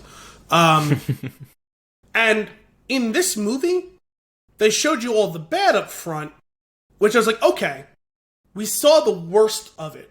And we know that she decided to get it erased, and he's now deciding to get it erased. And at a certain point, he decides, oh no, I need to stop this process. Mm-hmm. And I kept waiting for the bank of time where they were going to show us why he wanted to save it. And they never did. Right. The way that they go about doing that, they give you a situation where it wasn't horrible, and then he's like, "Oh, I should save this," and it wasn't compelling. An absence of horribleness isn't a reason to fight for something. Sure, it is in line with his character, though. Well, the thing is, they're both miserable people. Oh yeah, so, I never saw the good that made me want to root for them, because why should I care about this relationship between these people? They're both miserable. We mostly see them being miserable together, and they're just kind of biding their time until one of them snaps, which they both did, and that's why they broke up and got their memories erased. Yeah, what's really interesting about it. So then there's a couple of things here that, there's deeper levels of the movie that I find interesting that are actually that are parts of it that I do like, which is probably why I went 6 over your 5. But I will say, the core main characters, Joel and Clem, and their storyline is the weakest part of the movie. It's the most. I don't even want to be there. It's actually it's the rest of them. It's the people from the doctor's office. Their interrelationship is the only reason this isn't a 2 for me. That is actually good. Really complex. Yeah, it really is. What I love about that is there's reveals within that storyline that are real gut punches. Yeah, and it's really actually complex, dealing with some really complex issues that I found pretty compelling, where if the whole movie was about that, this actually could have been a pretty good movie. Yeah. Like, if we just saw these people dealing with their relationships with each other imploding over the course of a night of dealing with a botched thing, and it was just some random person getting it done, not Jim Carrey who's trying to save his relationship with Kate Winslet. Like, if that was what the movie was about, this actually could have been a really good movie. Yeah, it's interesting. The storyline, like, one of the thing that really got me when I finally got back into the movie was when they're finally in the house, and the story of basically the doctor's office inner romances like coming to light, like that whole storyline. When that starts to kick off, that's when the movie starts really, because the rest of it is not good. And when so we get Kristen Dunst when she finds out, that's the scene. That's the Academy Award like worthy scene when what I think I have the quote written down here. When the doctor's wife says, "You can have him, you already have," and it just was like, it was like, oh my god, how did we get here? And like the only thing that the rest of it had, like the Jim Carrey, Kate Winslet stuff did was they were used to demonstrate the science fiction piece of the story, so that delivery has so much weight. Yes, I guess so. Yeah, but like I said, that movie is good. It's the rest of it that's not. Well, there's two specific things that were really interesting, and that one they kind of delve into a little bit. The other one they ultimately drop, and it's like that could have been a super compelling thing. The whole storyline with Elijah Wood stealing Jim Carrey's identity. Which, Jim Carrey literally comes out and says it in his own mind, like, he's stealing my identity. Mm-hmm. There's, like, a kernel of something really interesting and provocative there that they ultimately just let go of there. I'm like, no, keep following that thread. That's really fucked up, but it's interesting. Yeah, like that sequel where that guy's just a serial killer, and he's done this over and over again, where he's, like, gets into the mind and gets really close to someone, and then basically is a murderer or manipulative or creepy, which he is. But it's just like, it's twisted. That whole storyline. By the way, what a weird like run of a couple of years for Elijah Wood then, because like this all came like right on the backs of the Lord of the Rings being over, and in like the scene within like a calendar year or two, he was in Sin City playing Kevin, the creepy cannibalistic mute serial killer, and he was in Green Street Hooligans, which I never saw, but like just the whole premise seems a little odd as well. That seems like an odd movie. Like, what was going on in that year or two for him? Right. He creeps me the fuck out in this movie. Oh, like, he's so unsettling. He's a terrible dude. Oh, yeah, he's horrible. He's horrible, but more compelling than a lot of the other stuff going on. Oh, sure, for sure. This is ridiculous. I will say, when Mark Ruffalo pops up on screen, I was like, holy shit, that's a young Mark Ruffalo that I don't remember. Yeah, it took me like 2 scenes to realize that's who that was. We also got like the Men in Black era Tobias Stutke. I don't know. It's just I'm trying to. There are certain things that are. I don't want to say good because that's too nice. There's like the exploration of like anxiety between like his Joel's like quiet anxiety and Clem's like explosive anxiety, like doing something very negative with that energy, where he kind of recedes within himself. That was like there's like very real mental issues that are displayed. Not really. They don't dive into them too deep, but they're there. That's the problem. Is again, I think that's actually a big issue with this. Is if it shows any of these things to pursue more deeply, there's something there. Right. But it just kind of looks at the surface of all of them and doesn't dig into any of them enough. Yeah. Oh, man, it was really disappointing. On this watch there. I have been wanting to see this movie for a while. I was really disappointed by it. Definitely, like I was thinking about it, like thinking that I remember it fondly. And there was, it's like a time in probably in my life when I was watching it of like, younger, like the more like emo mindset, like that stuff, like being just like dark and feeling that way. Like it probably sat a little bit more close to home. And then like, I don't know. And then like now just like being an adult and thinking through things, I was just frustrated with the nonsense. Like, I don't want to deal with your nonsense. Yeah, I mean, that's part of it. I mean, it just, like I said, there's an easy trap. This is what I said to you when we were texting last night. There's an easy trap to fall into with 500 Days of Summer. Because I know that the first time I saw that movie, I was probably like 19, 20 years old. Mm-hmm. And I really liked it, but I felt a very specific way watching it. And then I watched it again, like maybe 2 years ago. And adult me felt very differently about what that movie was about. Yeah. I think I've got it right this time. And I don't think it's a matter of getting it right. I think it's how it makes sense to you in the moment. I had it...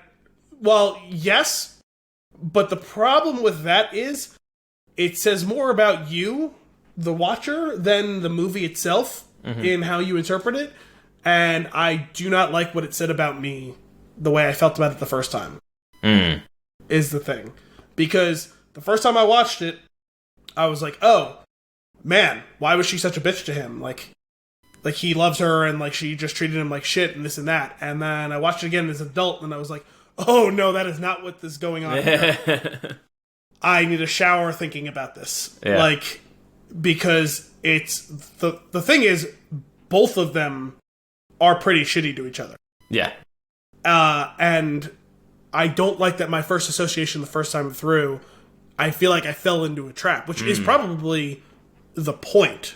Could be. But the thing is, I know for a fact a lot of people felt the way I did when I first watched it. Gotcha. And still feel that way about that movie. And it's like, no. How to weed out your acquaintances. You're not, yeah. Well, that's the thing. You're not supposed to think he's the good guy and she's the bad guy in this. They were both the bad guy. They needed to break up. They were not a match, and that's the whole point.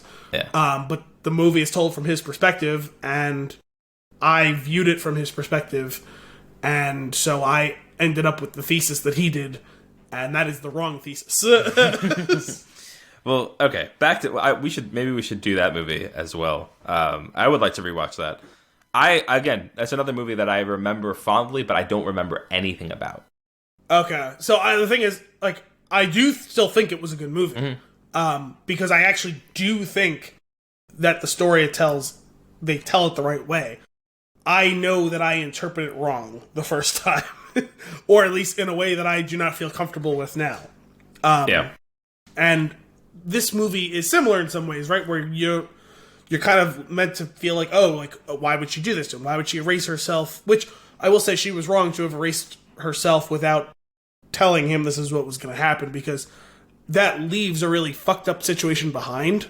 When you don't know that until someone shows you this strip of paper, right? And then you're left to deal with all those things and all these thoughts and emotions and just outright confusion, because who's up in here erasing minds? Like, where did this come from? I feel like I should know about this. You know what I mean?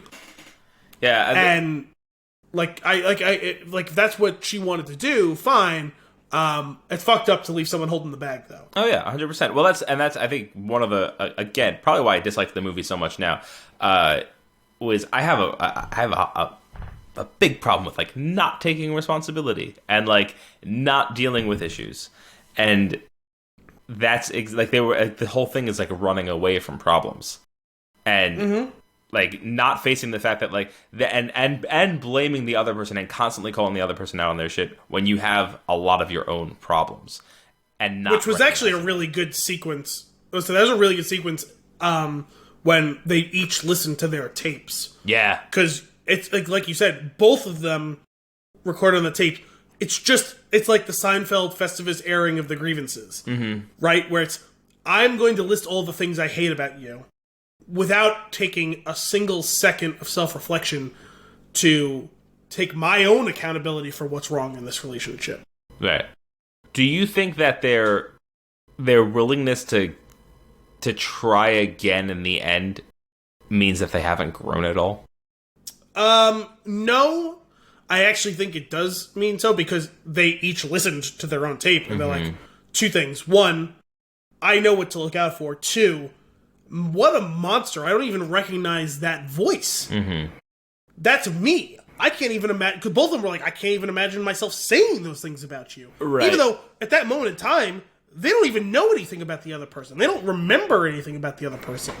And they're like, oh, I can never imagine saying those things. How fucked up is that?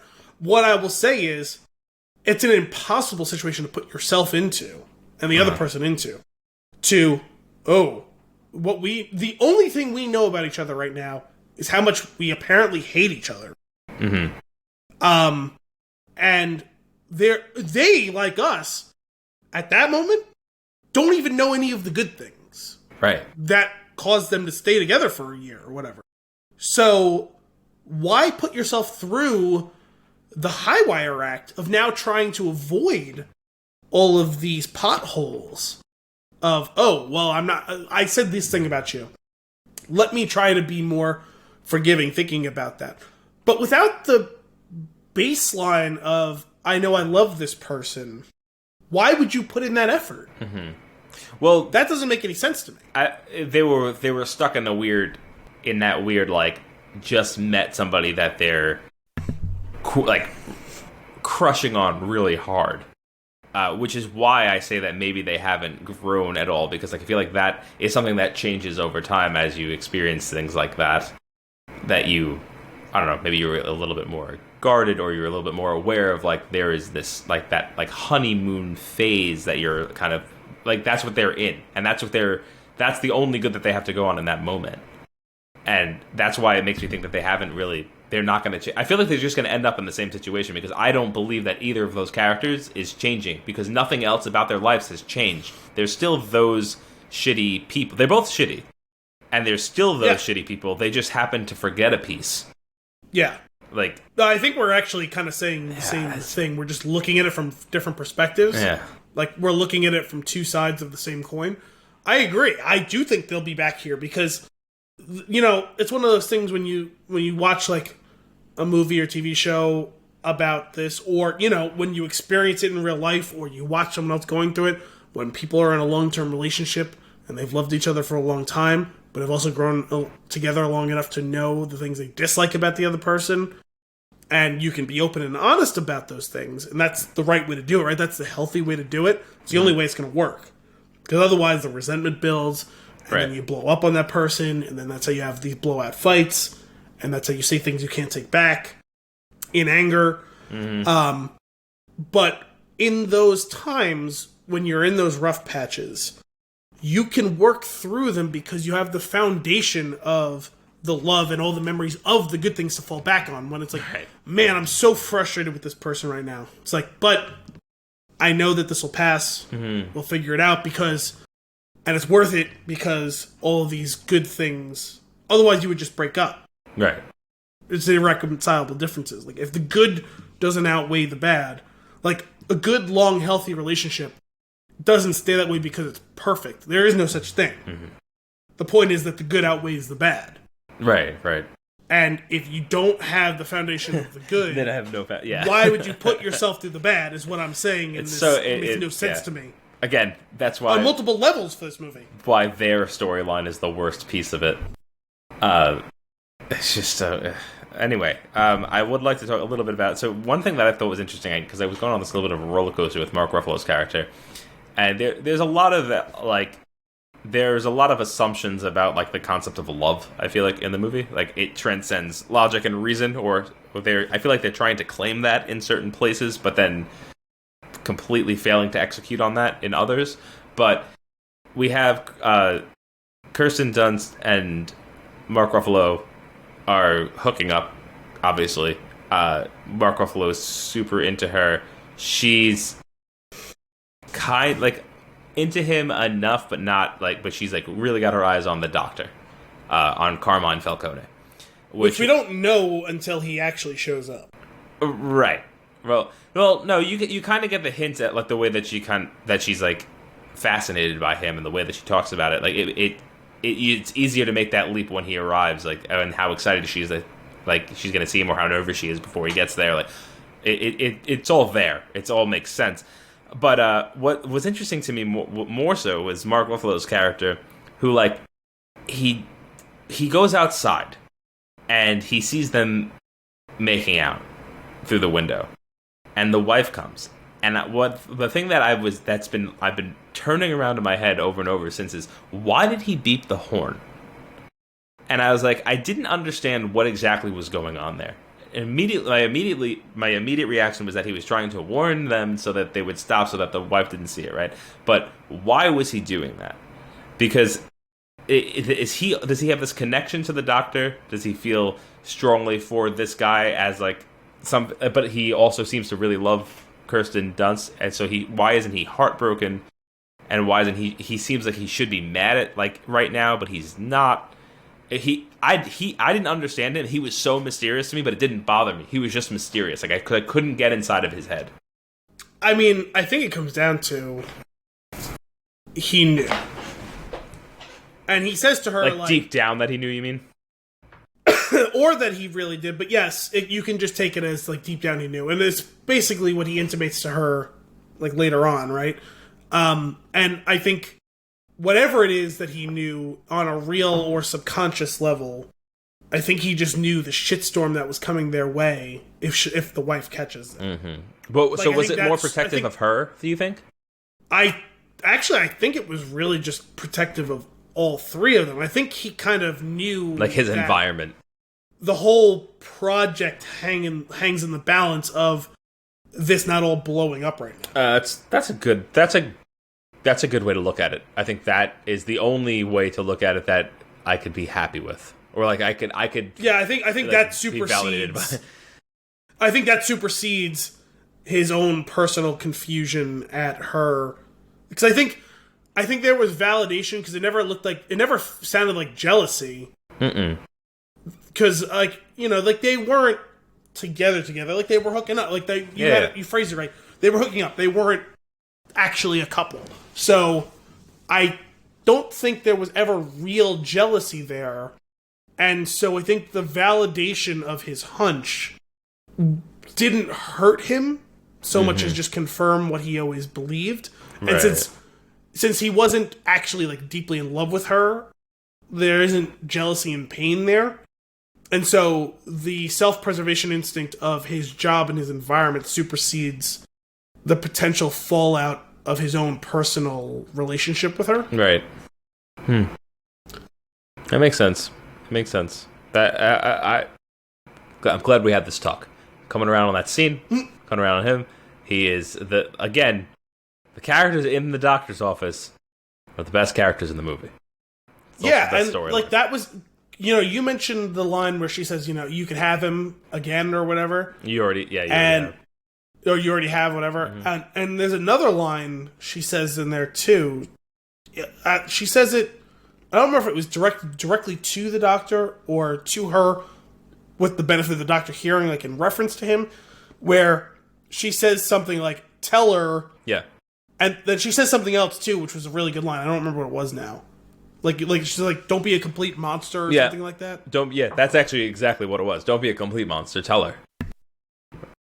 Yeah, I found that really interesting. Like, because like that whole 10-minute span was really like the heart of the movie, and I found that to be interesting. The woman who's got like 90 seconds of screen time and like 4 lines in the movie, and she really brings it in those, at least from a narrative perspective. I found that whole idea where like he is okay with keeping the secret from her that they had this thing because she wanted it erased, but not doing what was necessary to keep her at arm's length, that was allowing her to become attracted to him again. Right. Like he authored his own doom. Yeah. By not making it very clear the lines that they needed to keep between them. Mm-hmm. No, that's interesting. Again, that piece of the story is compelling. There's something there. There's more to explore. Definitely. It's also, if you look at Mark Ruffalo's character and Carmine Falcone, his wife, I feel like they're similar characters as well, in that they're both waiting for the other person. Mark Ruffalo's character has no real ground to stand on, where he doesn't seem to actually think that it'll get there, and he gets validated in that, and he seems to be able to make his peace, right? Like you said earlier, like he suspected it, and therefore was prepared for that being the reality.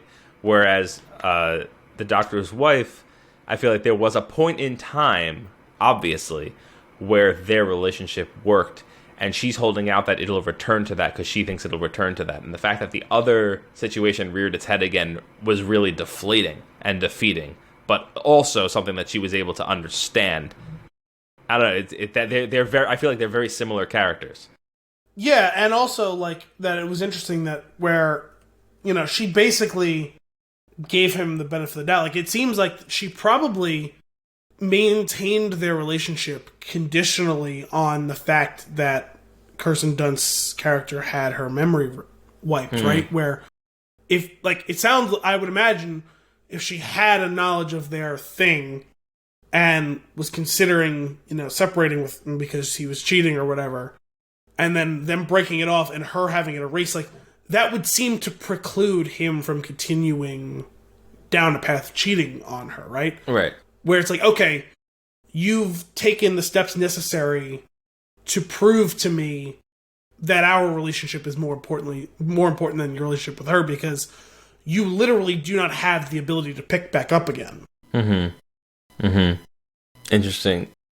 What I also find interesting is that she's not hateful towards her at all, towards Kirsten Dunst's character at all.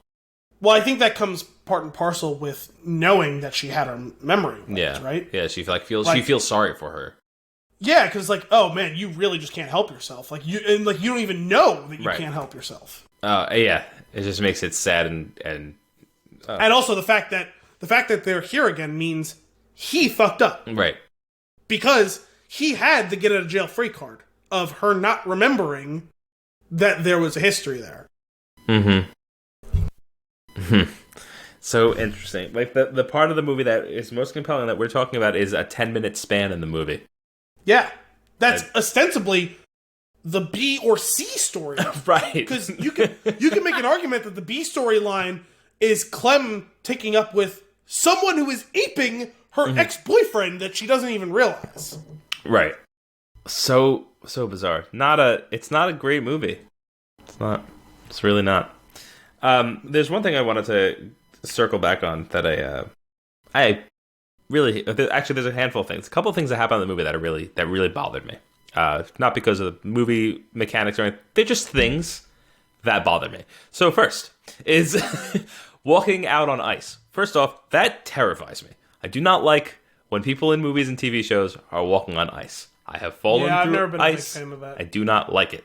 It scares me. Wait, you said you've fallen through ice? Yes, not as drastic as that. Not as scary as it sounds from like it happens in the movies. But I was sleigh riding, hit a tree, got caught, and I went flying over onto this little tiny like lake river thing. Like I went flying off of the thing, hit it, cracked through it, and I was like waist deep in frozen water. It was horrible.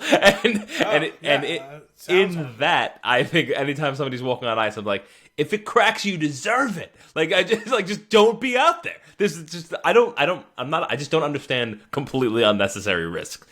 It's one of those things of like, like where they said like, oh, like when I was a kid, like I was much more afraid of like quicksand than I should have been. I thought it was going to be a much more bigger problem growing up than it really was. Yeah. And we talk about our shared trauma with the Jungle Book movie, but I always think of how many movies have people falling through ice, and I'm like, does everyone live in like Minnesota or Vermont or something? Because like, it's just not a day-to-day concern of mine. Right. And like, as soon as you started talking about it, and we're talking about it with this movie, and when I was thinking about it while watching this movie, I'm like, I can think off the top of my head of like immediately 5 different movies where someone has fallen through the ice, and it's like, how is this a thing? Why is this such a concern? Like, just don't go on ice. Exactly. Like, just exactly. stay on paved roads and sidewalks. Don't be on ice. On the ice. Also, if she had actually broken through when she fell, this movie could have been over sooner. Here's another thing.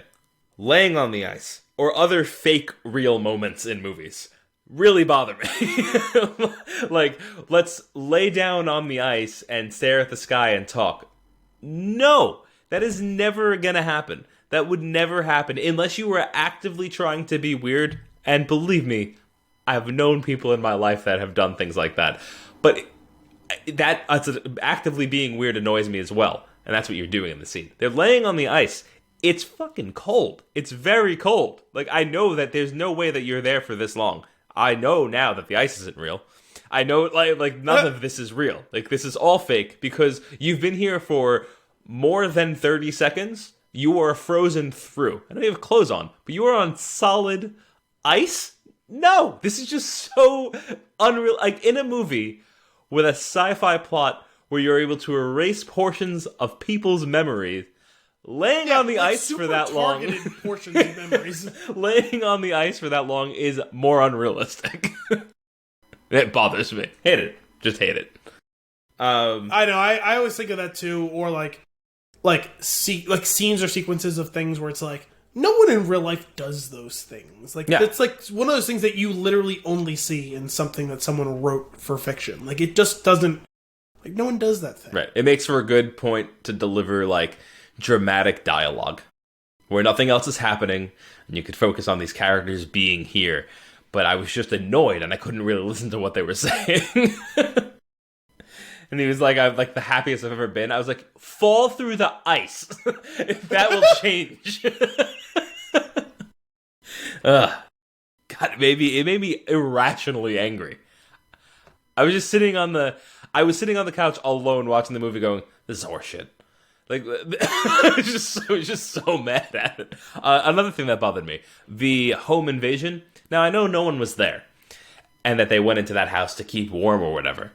But just the fact that, like, they are so immature, and you can't even think about, like, they don't have a home. They don't have a house, right? If you have a house, you have this concept of, I would feel very unsafe and unsettled. More unsettled, I guess is the term. If I had known somebody was in there, it would be ridiculously unsettling. And they don't realize the trauma that they could potentially be putting the family that lives in that house through. If there's a security camera, if they, I don't know, move a fork out of place and it's noticed, like that, you can cause serious mental damage. Is my point, and they're just you ever get that? It's almost like deja vu. I was like, you almost get the thing where it's like deja vu, where you come home and it's like, has someone been in my house? I feel like everything's been moved around just slightly, and then you start getting like weird, and it's like, okay, no one has been here, or like, oh, my wife was here and she literally moved one thing. And it's thrown off my perception of the entire house, and I feel like someone broke in. What is reality? No, it all. It's funny. I know it's a joke in one of Dane Cook's specials, but it comes down to the B&E. I don't know if you remember that stand-up, but when kicking the door in and not taking anything, just think about that. Think about how, like, seriously, that would screw with you so much. And like in this situation, like this is the same thing. If you were able to, if something had happened or moved or broke or whatever, and you were to come back home and be able to identify that something that you don't know something had happened here. It just bothers me so much because I think the two characters are wildly immature, and it was really displayed in that scene. And it just really it irked me, just like to my core. It just really bothered me. Just got very upset about it. I would say, at any point did you feel, and I didn't sit back and do the math, but I feel like these actors were too old for their roles. Yeah, I agree. Right? Yes. Like, they are acting like they're, like, late 20-somethings who are kind of, like, in that situation of, like, not really knowing what to do with themselves. But both of them look like they're 35 plus. Oh, I would even say they were supposed, for their level of maturity and what they were doing to themselves and other people, that it was even younger than that. that they were trying to. Yeah, well, I mean, like I was saying, like basically like mid to late 20s, like in, like that 24 to 27 range. Yes. Yeah, exactly. But no, yeah, they seem to like they should have been older and more mature from the choices of actors that they picked or whatever they did makeup wise. Like they should have been the same age as the Mark Ruffalo, Kirsten Dunst, Elijah Wood character. Like Elijah Wood seems significantly younger than her, and at the same level. Yes, you're right. Those three looked like they were more the right age for this sort of existential crisis. What a weird movie. I think I'm lower. You know what? I'm going down to a 5. Just like I'm getting more and more angry as I think about it. Yeah, I just don't get it. Really, like, there's all these like problems we have with it, but the biggest one for me is just why should I care at all what happens with this couple? Right. I've seen no redeeming qualities to the couple, and like that's like I said, with like 500 Days of Summer, they needed to break up, but I could see the moments of good where it's like, oh, I get why you'd fight for that. Even though it's not worth it, I get why you'd fight for it. Right. I don't get why they would fight for this for a second. No. Him sleeping on that pull-out couch is like that, like how uncomfortable that looked and that setup was their entire life and relationship. It took me way too long to realize that he lived permanently on a pull-out couch. Yeah. Like 2/3 of the movie through. Yeah. Oh God, so infuriating. Also, like, again, their immaturity and like I honestly hate these two characters. I hate them so much. But I think it's the first scene when he fake calls out sick from work and then he gets on the train to Montauk. Yeah. Like even that, I'm just like, no, go to work. Go to work and buy a goddamn big boy pen because this is ridiculous. No, that, I mean, honestly though, that one we've seen stuff like that before. Like that actually didn't, that more or less tracked for me. There's something we haven't touched on yet, which I feel like we've been remiss to not have said. This is the most fucked up technology. If the people who were running it weren't decent people, and like they ended up being kind of shitty people or whatever, but like they're shitty to each other, they're not shitty to their clients. Right. Like if you wanted to be shitty to people, you could cause so much damage with this. Oh yeah. Like there's so much potential for abuse. Like just someone's giving you a roofie, breaking into your house and stealing your memories. Yes. Like, you know how much rape would be happening in that in real life? Like, it's so fucked up. Yeah. I feel bad. How is the government okay with this? How is this existing without being shut down aggressively by the FBI? Yeah. Like, they could be stealing you. They could be robbing you blind. Like, robbing you blind. They could be human trafficking you. That's the most that they do, is they rob their liquor. Yeah. They drank too much of his whiskey, and, like, they honestly, like, were a little disrespectful to his apartment. Right, and like, you see that and you're like, it would be so much worse. Yeah, I'm like, this is the worst. Like, they were like, surprisingly, dude, we gotta take this seriously. Well, this is a man's brain we're talking about. And I'm like, I really appreciate the amount of care you're giving to this because you should be giving it so much more even than you are. Right. Like, because you're getting drunk and like, you set it to autopilot. Mm-hmm. Well, Elijah Wood was the worst offender because he was stealing underwear. Yeah, no, he is a absolute creep show. Yeah. But like, how is this a thing that has not been aggressively shut down by the government? Yeah. That bothers me less than laying on the ice. That's how I just need you to know how mad the ice made me. No, my flu brain was racing during this, like, because I'm like it's obvious that they know that they're doing something shitty because like there's no advertisements for they are. Yeah. Like there's no like, it's one of those things like you only know about it if you know about it. Mm-hmm. Like, it's entirely word of mouth, which is the only way you can protect yourself in that sort of situation, right? Because if you're putting out ads for it, like you are going to get shut down, I feel like. Yeah, it's interesting because I was thinking about the concept, right? Like, if this was a real thing, where are the lines that you have to draw, right? Because I was like, like, there was the old lady who was sad. The old lady was there with her box of dog things, right? And she wanted to forget, I guess, that she had a dog. That was sad. And I was like, that's sad, but not a good use of this technology. Hiding grief, like you got to work through that. I don't think this tech should be used for that. The only thing I could see maybe it being used for is very traumatic, like PTSD, where there's like a hard thing, maybe even in certain cases, from what I understand, not really possible to understand or deal with. You just have to cope.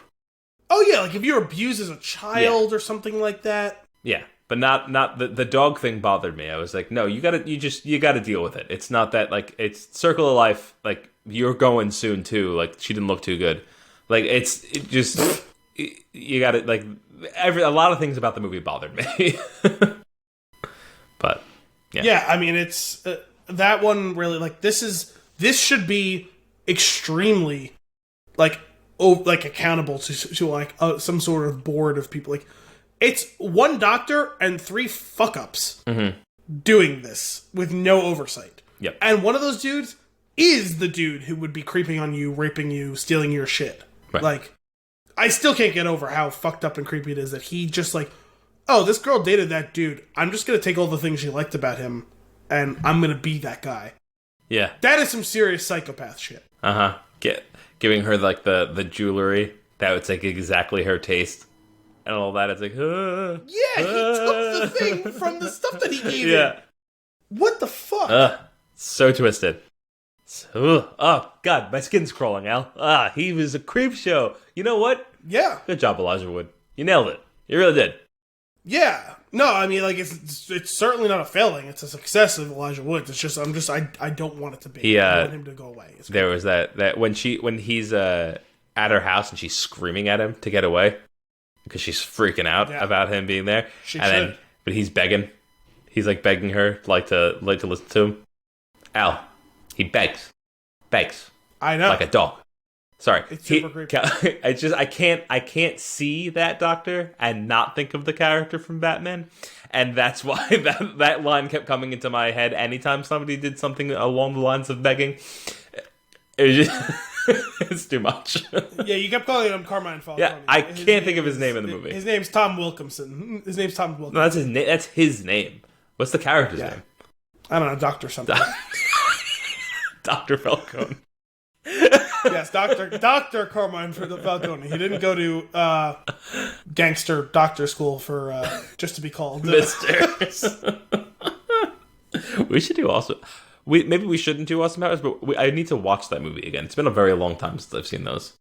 I catch that one every once in a while. It's sometimes on like a movie channel or on like a Comedy Central or something like that. Those movies are very silly. Dr. Murziak? So, the movie doesn't hold up is the moral of the story. Yeah, this is not a good movie. This is a bad movie. Yeah, it's not a fan. Not a fan. We'll not be watched. I might actually, you know what? I would actually probably watch the scene during the memory erasing again with the love triangle of the doctor, the receptionist, and the tech. Again, the great scene, I think, overall. But otherwise, I'm not really interested in watching this movie again. Curious, do I revisit it in another 10 years? And, like, do I like it then? Like, how does this work? What is the cycle of this movie? Oh, no, now I'm old. Now I get it. Yeah, right, it's like loop back. I just feel, after watching it. Yeah, it's a grimy movie. All right. Do you have any other notes? Any other closing thoughts on this film? No, I think I've said my piece. No.